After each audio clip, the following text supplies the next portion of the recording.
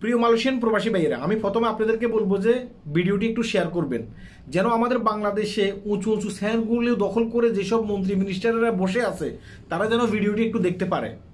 বুঝতে পেরেছেন?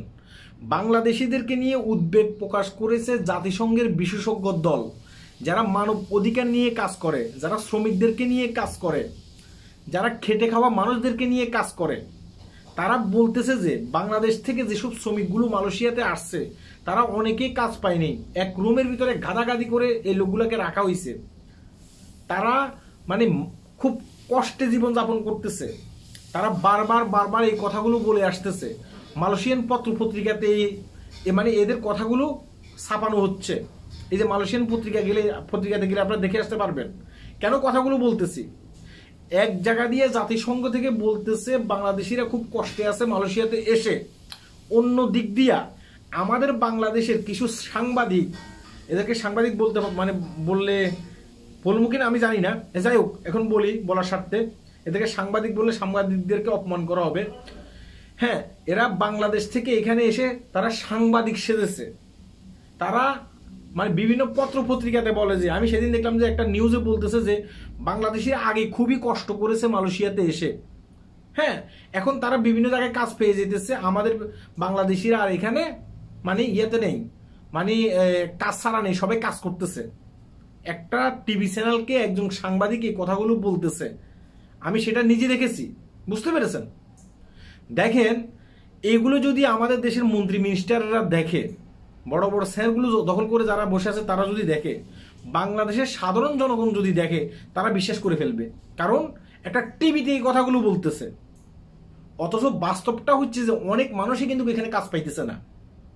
এটা নিয়ে জাতিসংঘের বিশেষজ্ঞ দল পরীক্ষা নিরীক্ষা প্রতিনিয়ত করতেছে মালয়েশিয়াতে। তারা এই বিষয়টা মালয়েশিয়ান গভর্নমেন্টের কাছেও তুলে ধরেছে। বুঝতে পেরেছেন? তারা বলতেছে যে বাংলাদেশিরা এখানে এসে কাজ পাইতেছে না, কষ্টে আছে। এটা আবার মালয়েশিয়ান পত্র পত্রিকাতে আসতেছে। কিন্তু আমাদের বাংলাদেশি যে সাংবাদিক, এদেরকে কি সাংবাদিক বলবো, তারা বাংলাদেশি যেসব টিভি চ্যানেলগুলো আছে সেসব টিভি চ্যানেলগুলোর ভিতরে বলতেছে যে আগে তারা এসে কষ্ট করছে, বাংলাদেশিরা এখানে এখন কোনো কষ্ট করতেছে না, প্রতিটি বাংলাদেশি কাজ পেয়ে গেছে, তারা বিভিন্ন জায়গায় কাজ করতেছে। তাইলে এখানে মানে দুই মুখে মানে বিষয়টা অন্যরকম হয়ে গেল না? বাস্তবটা হচ্ছে যে এখনো অনেক মানে বাংলাদেশিরা এখানে কোনো কাজ পাইতেছে না, তারা জীবনযাপন করতেছে খুব কষ্টে।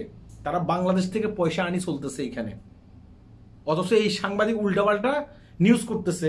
আমাদের বাংলাদেশি যেসব চ্যানেলগুলো আছে সেসব চ্যানেলগুলোর কাছে উল্টাপাল্টা নিউজ দিছে। বাস্তবটা হইলো জাতিসংঘ থেকে যেগুলো বলতেছে, যেগুলো মালয়েশিয়ান পত্রিকাতে আসতেছে, এগুলো হচ্ছে বাস্তব। তাই আমি প্রথমে বলতেছি ভিডিওটি আপনাদেরকে শেয়ার করতে হবে। বাংলাদেশ থেকে তো তারা জানতেছে না, যে এখানে প্রবাসীরা কি কষ্টে আছে।